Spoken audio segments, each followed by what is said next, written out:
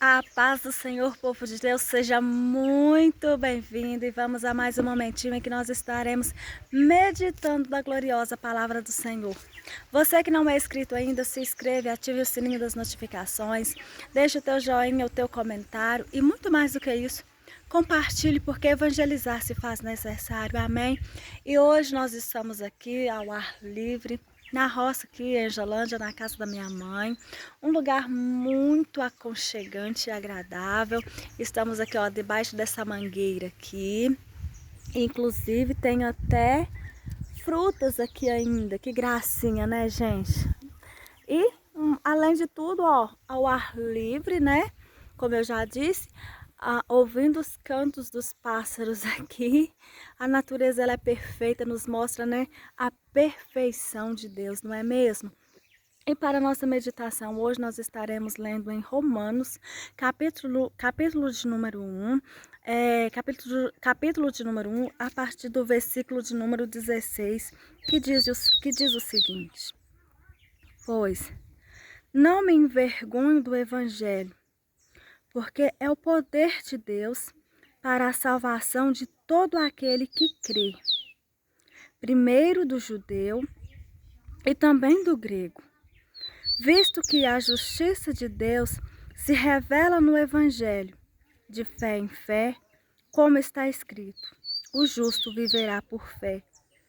Lendo de novo, pois não me envergonho do Evangelho, porque é o poder de Deus para a salvação de todo aquele que nele crê. Amém? E diante, né, essa passagem belíssima, gente, que encanto de palavra, que lindo esta palavra. Nós vamos aprender mais da boa e infalível palavra de Deus. Resultado do ensino da palavra de Deus. Porque evangelizar se faz necessário, falar a palavra de Deus, aprender da palavra de Deus, ler a palavra de Deus, nos é necessário, é uma ordenança que Jesus Cristo nos deixou.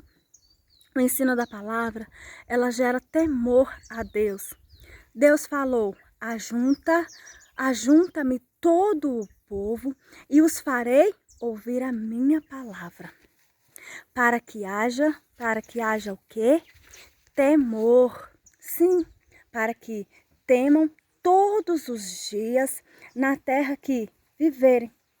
Guarda os mandamentos do Senhor para o temer.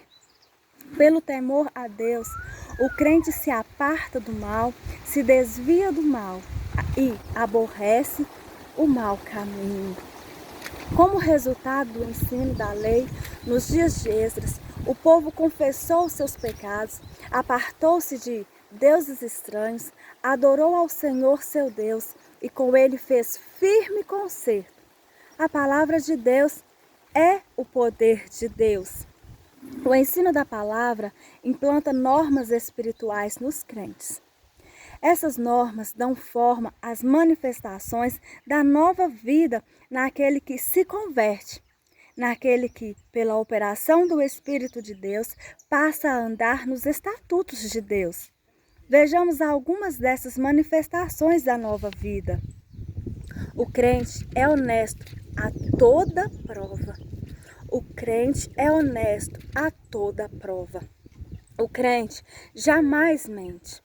O crente tem o testemunho da sua consciência no Espírito Santo de que não mentiu. Jesus disse, seja, porém, o seu falar sim, sim e não, não, porque o que passa disso é procedência maligna.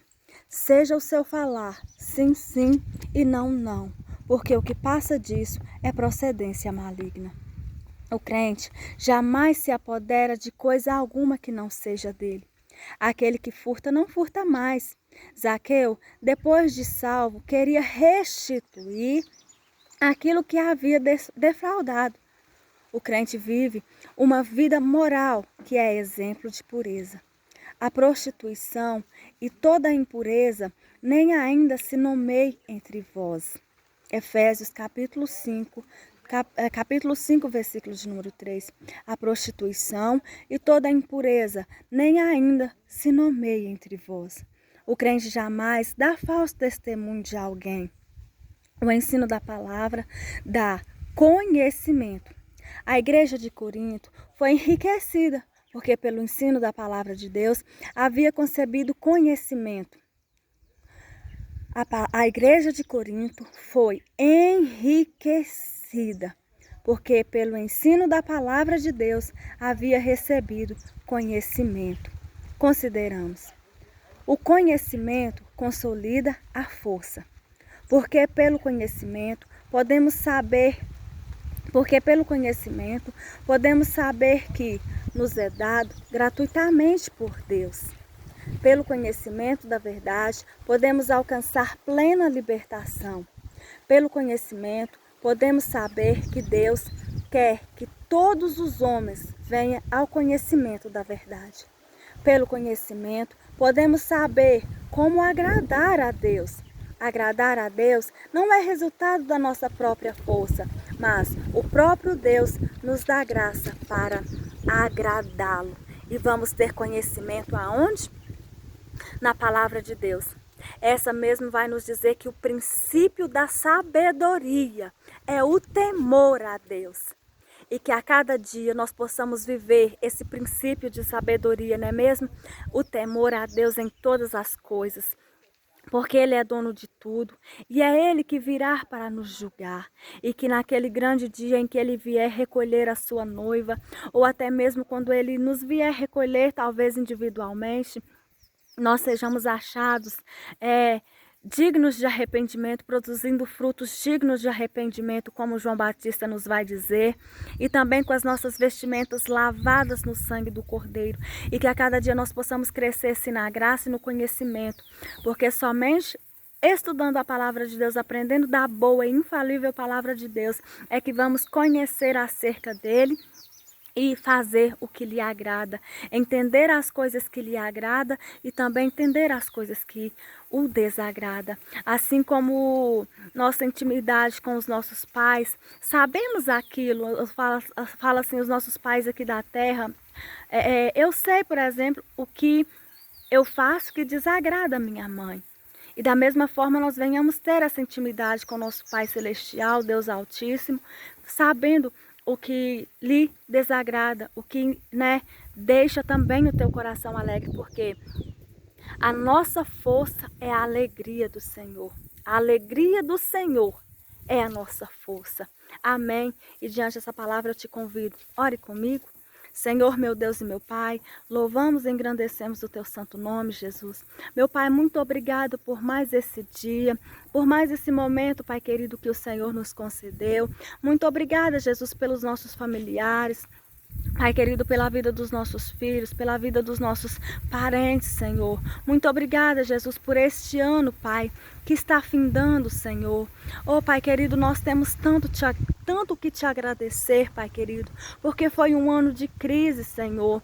Mas aqueles que estão em Ti, ó Jesus Cristo, não viveram crise, mas viveram com Cristo.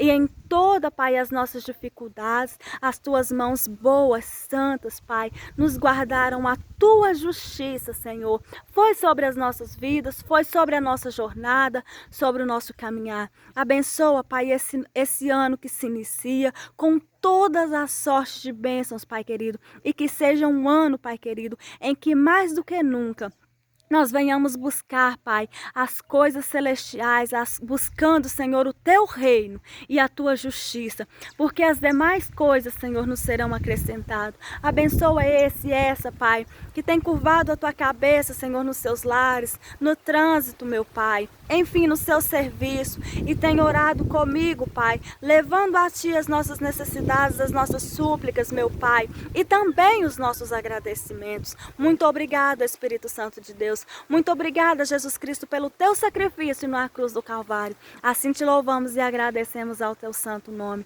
Amém. Deus abençoe e um forte abraço no seu coração.